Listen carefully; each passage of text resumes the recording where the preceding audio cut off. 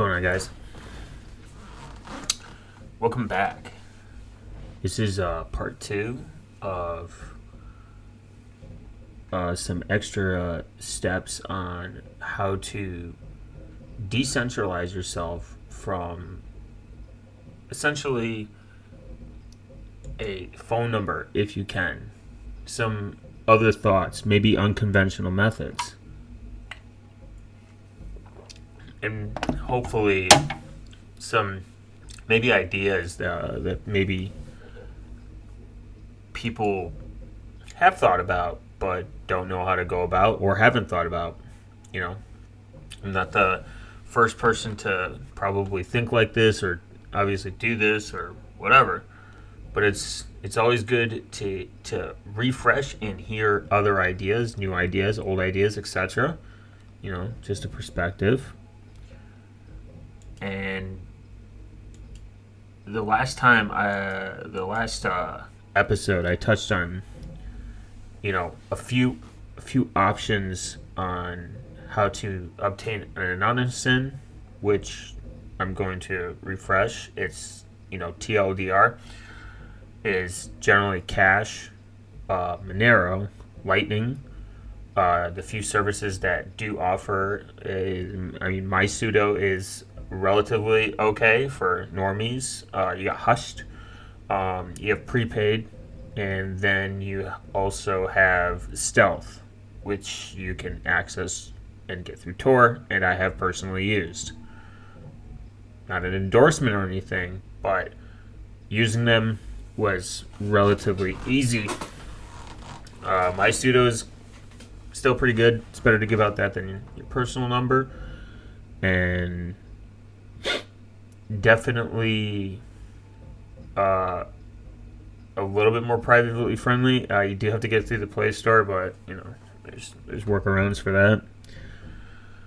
Now we're gonna get into kind of the unconventional method. If you go the extreme route with maybe just forfeiting over your SIM card. Oh, yeah, and there's cloaked wireless that's a little bit more security centric, but that's something I haven't tried, and you have to take a lot of stuff with a grain of salt. But say you go the dark route, the super extreme route, and you forfeit a number. You don't get one actually. You just remove it. You have a SIM card.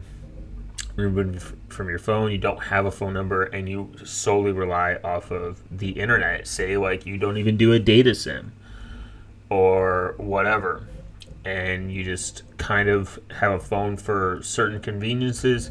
Maybe a backup flip phone that you just keep for your banking, unless you're crazy and you don't use banking. But I think there are definitely different methods you can do when it comes to communications. Now, there's a lot of really good decentralized apps that allow you to just have, as long as you have internet access, and most of them are not super bandwidth heavy, so you can use them. You could kind of keep in touch with certain people through this way.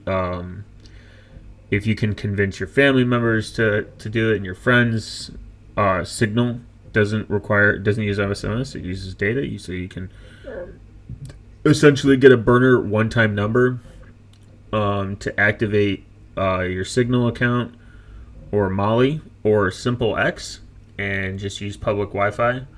Simple X used to be really bad when I first got it, and now it's definitely gotten better. And I think that those are the two best end-to-end encrypted messaging apps that we have today. And then there's some other unconventional ways of communication as well. As crazy as it sounds, email is essentially decentralized. No one controls email. This is why you can email other providers. It doesn't matter. You can leave it.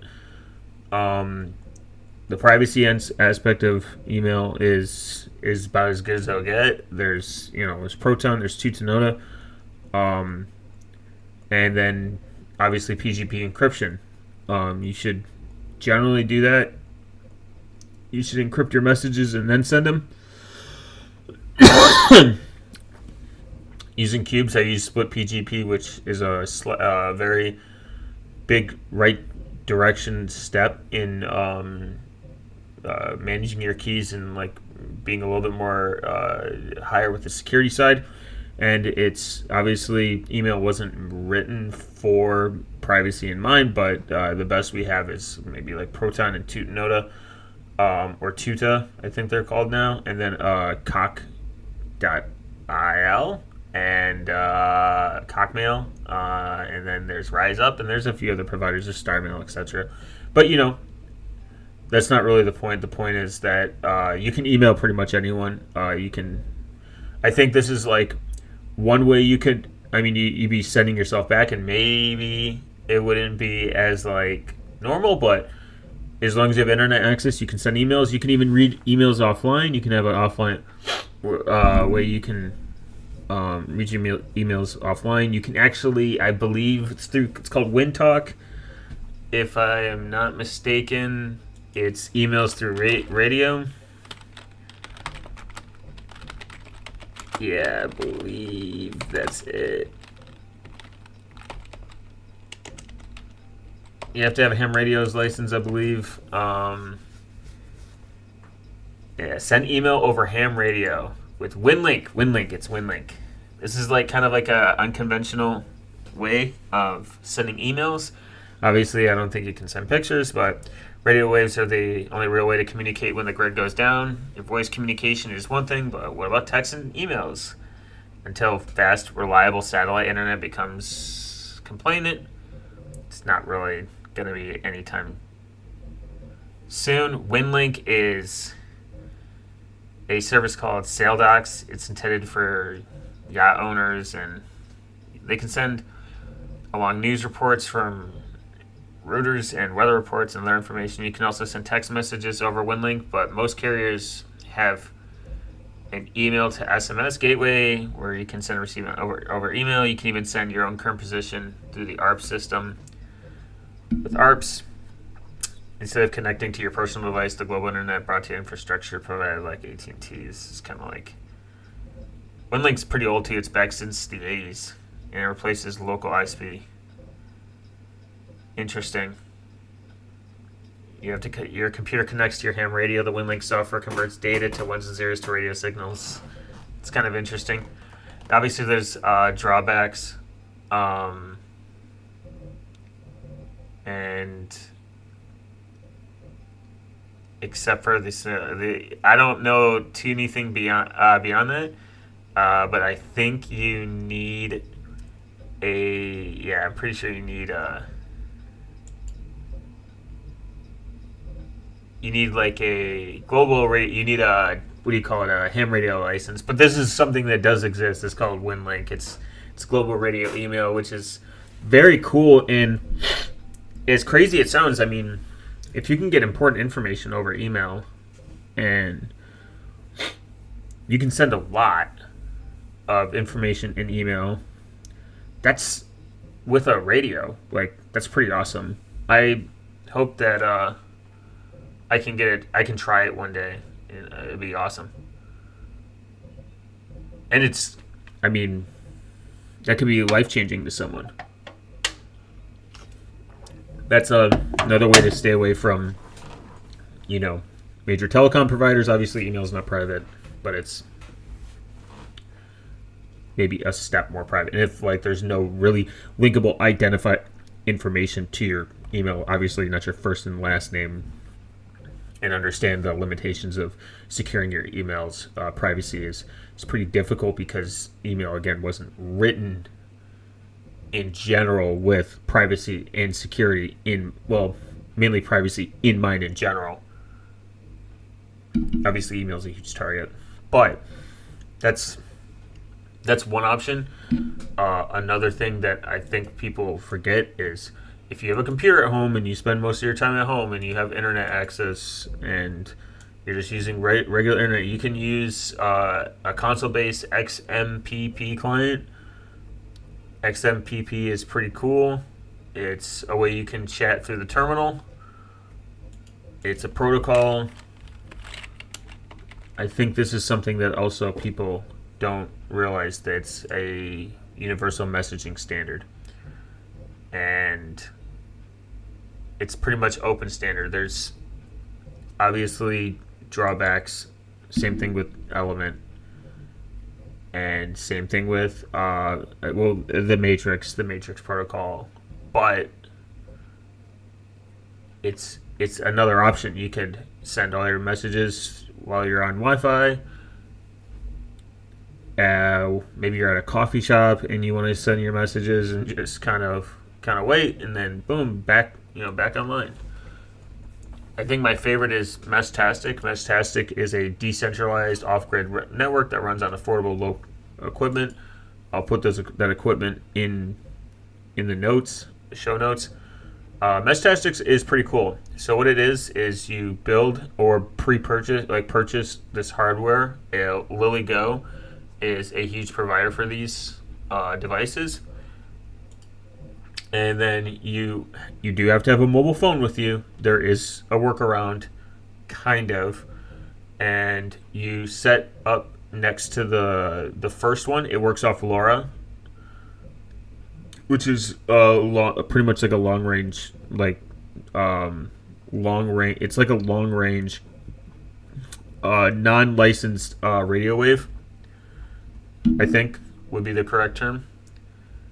It's pretty much long-range off-grid communication platforms without existing infrastructure, that's pretty good. They have technically no phone is required for mesh communication. In perspective, there's workarounds. It's just it looks nicer. So you can also use your laptop, and then they make some devices that have keyboards and built-in stuff, like built-in screens that where you don't need a cell phone. But I'm just pointing out that it works well with cell phone. I forget my longest. It's not super long, but I tested the range. It's pretty awesome, especially if you're in a tight-knit community, and you're really close with your neighbors and everyone and your friends, and you all live very, very close to each other. I mean, it works better, but there is ways that you can make it expand that. And the more that the bigger the more people have this device, the bigger the mesh network gets, and you can set up repeaters and relays. I think they got rid of the router function, if I'm not mistaken. But essentially, you set up one, you connect to it via Bluetooth. You set up another one, your friend sets up another one, connects it via Bluetooth. They communicate with each other. Then, say your other friend sets up another one, they communicate with you, and then vice versa. You start making your own mesh network. Essentially, it's pretty freaking awesome. I definitely think that these ranges are getting crazy. Mountain to mountain, 331 kilometers. So I don't know how to do that in miles. Very long slow percent. That's kind of awesome. And I think that it's cool to see people really push the limits and the boundaries and the space that they create. It's awesome. 103 miles, so 300 that's far. 205 miles right now is the highest, the longest delivery, which is awesome, and it's only going to get longer with better updates. It's a huge active developed community. They're very involved, lots of people. There is another project that I'm a little bit more in favor for because it's a lot more flexibility, but there is more hands-on work. That's just a personal take. Then we're going to talk about it in a minute. But this could be very well in the future be a good. I wouldn't call it the phone killer or a phone replacement. I think people on the internet are making that claim, which is really stupid in my opinion. I don't think that it's going to be that. but I think it's going to be a huge option for people that want to get away from the cell network in a sense, until we can figure out, like, until there's a self-hosted option in the future. A big problem is I wouldn't really call it a problem. A big portion of it is a lot of this radio wave space is bought up and owned by either companies or like the country or like the government, and they just want probably not the clashing. From my understanding, is like they don't want people to accidentally clash in these networks and cause an issue, especially with emergency services. This is why meshtastic is great, because it's using an unlicensed network that doesn't really have to worry about stuff like this. This is why I think 5 gigahertz, like the 5 gigahertz Wi-Fi band, like Wi-Fi is essentially free. It's due to the fact that it's the space in it doesn't conflict with anything, and it's kind of nice. That's more of like on the legality side of, like, what space is available, what isn't, etc. Which people can kind of figure out. I think you can also, as a consumer, there's certain spaces you can buy. Like, you can buy a license for certain spaces for private networks, if I'm not mistaken. I could be wrong, but I don't know. I believe that there's a way you can do it. It's probably expensive though, so I would probably not advise it for it. Next is probably my next favorite is the General Mobile Radio Service, GMRS. It's $30. It's very cheap. Literally, you just pay like a $30, $35 fee, and then it's good for like 10 years. And your immediate family can use it. It's on the 462 megahertz and 467. It's for short distance, two-way voice communications using handheld radios, mobile radios, and repeaters. You can do repeaters, by the way. And it allows short data messaging applications, including text messages and GPS location information. I believe that got removed, or it's kind of wishy-washy. Not really up on that one. That is something to...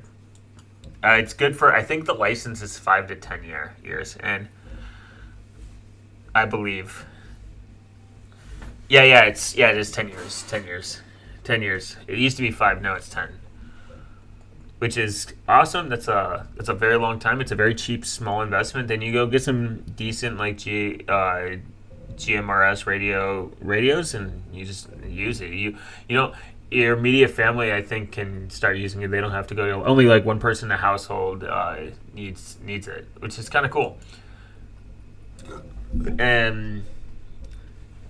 I mean, like, that's just a cool way to combine your ability to communicate with people without a phone number. Is like, you have XMPP, you have Element, you have radio. Radio is obviously it can't be encrypted. It's, I think, it can be encrypted, but the keys have to be known, and it has to be decryptable. I think that it's illegal to have fully encrypted communication over that. But this is where meshtastic comes in. It's sending text, and because you're sending text, you can actually it's end-to-end encrypted. Don't know how good it is. Wouldn't trust it with any sensitive information. I would just use Signal, that process, personally. But this is where it's even better, where you're like, wow, I can actually do this. And there's actually a lot of apps I don't use where they do require, or apps that don't require internet access, which is even better. Like, you can download just before you leave your house. Like, I use AntennaPod for all my podcasting to listen to, and I use a few other apps where I download all my content, and then I leave my house and I can turn off my internet, and everything will still be there. Now, I have a lot of storage space on my phone, so, and on my network, local network, where I could, if the internet were to go out, that would suck, but I'd be fine 99% of the time, because I download a lot of stuff that require like no internet access. That's on purpose to prevent if there's like an outage, or maybe there's a position where certain stuff gets started getting censored, or like you can't have access to it. I just don't really want to like run into those kind of issues. And this is kind of this system that I've developed myself is kind of helped. There are tons and tons and tons of apps out there that give you access to content that you don't need to have internet access to. You can even have your password manager like KeePassXD for your phone. All your passwords is offline, no access needed. So nowhere. And then the syncing, you can do that all locally with SyncThing. You actually don't need to connect to the internet with it. Local send for other stuff that you don't really use SyncThing for, because sometimes SyncThing can be kind of annoying and a little cumbersome. From my experience, so sometimes local send is just really, really quick. All your movies you can just go buy and then rip them into digital format and just put them on your phone or your like stuff that where like you can just host it locally. You don't need the internet for it to exist. That's the goal. But back on topic, unsigned.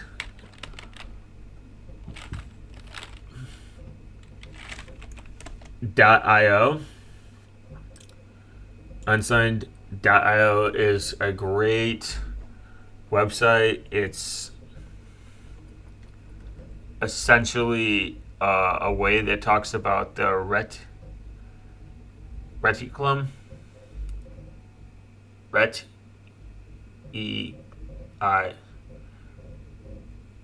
Recilum network. It's essentially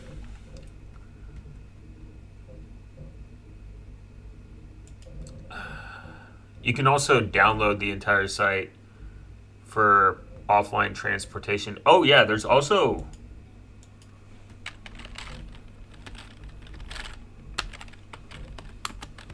by the way, this is just a side note. PortableApps.com is very based. Very cool. Keep working personal and separate. PortableApps.com is super cool. It's a website where you can get a ton of apps, download them all to a flash drive, and everything can run from this flash drive. And some is like no internet needed. You can go through all of them. It's awesome. Lightweight sticky notes, a note portable. It's kind of cool. It's kind of interesting how you don't how much you realize you don't need internet access, besides for very short periods of time.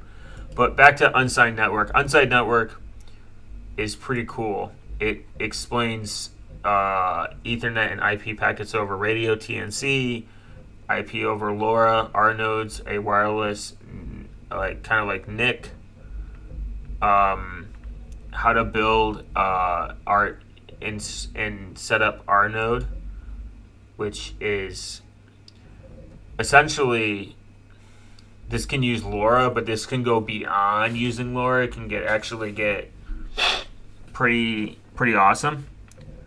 So pretty much with the firmware installed, you get the LoRa interface for the Recilum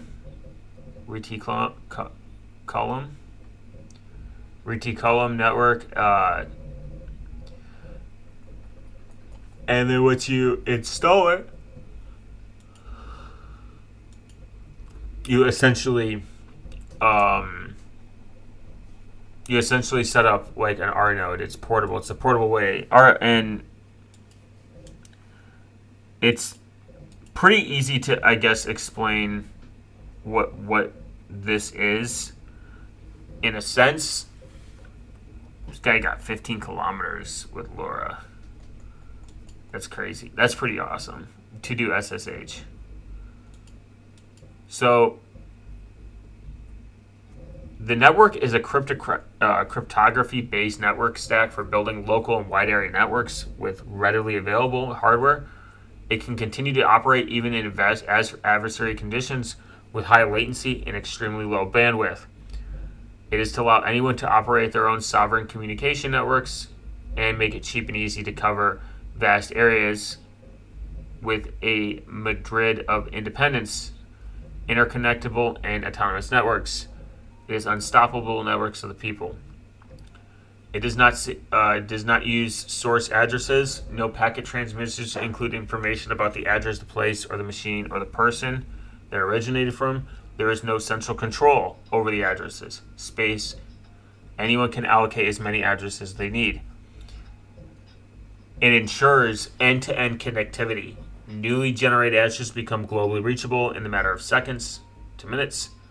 Addresses are self-sovereign and portable. One address has been created. It can be moved physically to another place in a network and continue to be reachable. All communication is secured with strong modern encryption by default. All encryption keys are ephemeral and communicate offers forward secrecy by default, which is based. Obviously, this has not been. I don't know if they've done an audit. That would be a good question. I think they haven't, but it's okay.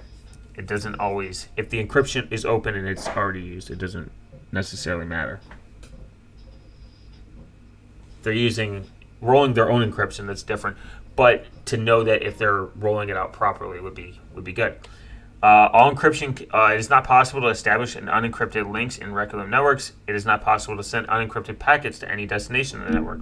Destinations receive unencrypted packets will be dropped and as invalid, which is based. So it forces the encryption, which is great. They have a really active Matrix channel, by the way, discussion forum on GitHub, and a subreddit. You pretty much install it. You can actually use QR codes to send messages. It's kind of cool. You can send a message with a QR, put on a QR code, they scan it, and then it decrypts it, and they can like read it. It's interesting stuff, and definitely a rabbit hole to go down to and talk to. You can talk to like the maintainers and the dev that started this. They're all really awesome people. One of the other things that I think that is super undervalued, besides meshtastic and all these other providers, is obviously like public Wi-Fi is, within a VPN if you trust it. Like obviously you want to make sure that you're not going on, bad public Wi-Fi. As long as the traffic is encrypted and you kind of be careful about like what you put on there, you should be fine. But public Wi-Fi, it's almost universally everywhere. This allows you to connect real quick.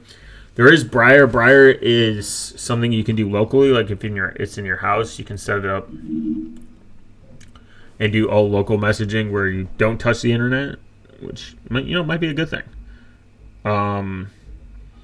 There's just so many different options out there. You could.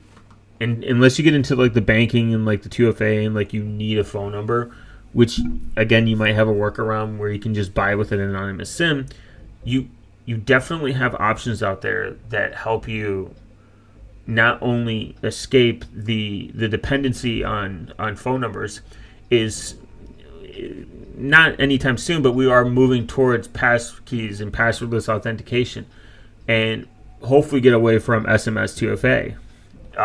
If we could do that, it would be another nail in the coffin for the non-need of a cell provider. I mean, if you can relatively live off Wi-Fi and you have Wi-Fi at home and you use that as your primary means of communication, you are reducing essentially more attack surface than anything.